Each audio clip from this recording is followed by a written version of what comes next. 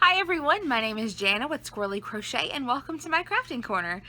This is episode number 1, so I'd like to start by introducing myself a little bit. I am from the US and I am an avid crocheter and yarn collector. I am married and I have a 15-month-old little girl and a 9-year-old stepdaughter. I'm also a cat mom and a hedgehog mom. So we are a very full household here at Squirrelly Crochet. The goals for this channel are to really meet and interact with other people in the yarn loving and crafting community. I've kind of been getting to know some of you guys on Instagram and Facebook, and I just love seeing what you do, so I thought this would be a great outlet to show you what I do. So I'm going to try to meet with you as often as I can to show you my finished objects, my works in progresses, and talk about things that I may have coming up that haven't hit the hooks yet. So if you're interested, I hope that you follow along and, start a conversation and let's be friends.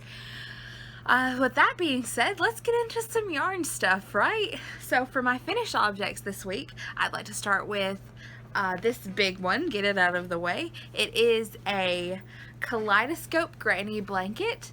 The pattern is from Fiber Spider here on YouTube. I just used some yarn I had in my stash. It's huge, so I'm not going to be able to show you, but I will insert a picture of it here if I can figure out how to edit that.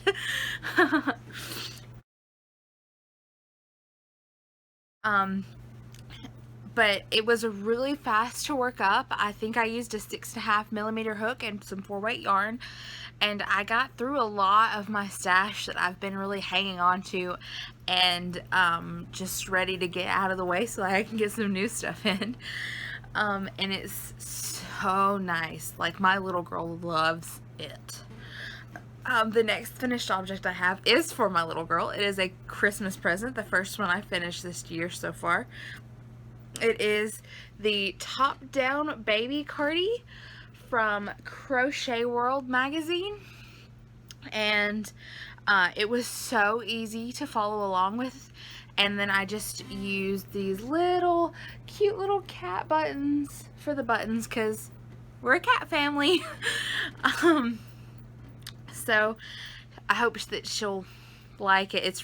I made it out of Yarn Bee Soft and Sleek DK, and I used just almost one whole ball to make the 18 to 24 month size that they have in the pattern.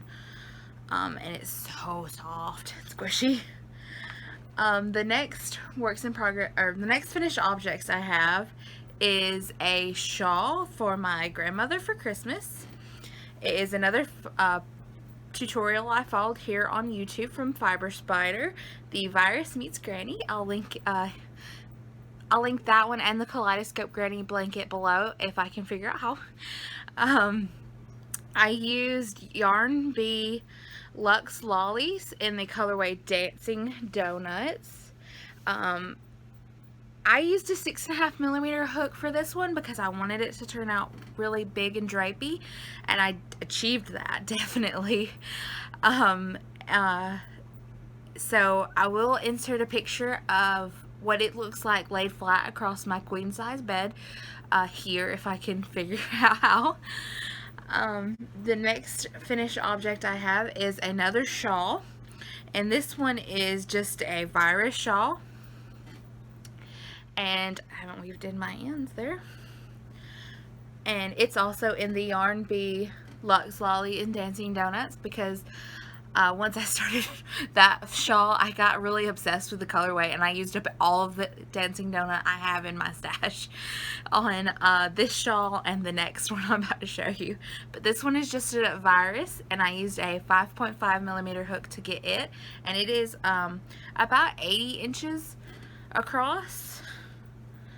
It's very big, and so it's so pretty and soft. And then the next one is another Virus Meets Granny shawl, and this one I made with the 5.5mm hook as well, so it's not as drapey as the 6.5mm one, but it is just as soft, and it is almost the same size really, but it's just not as drapey.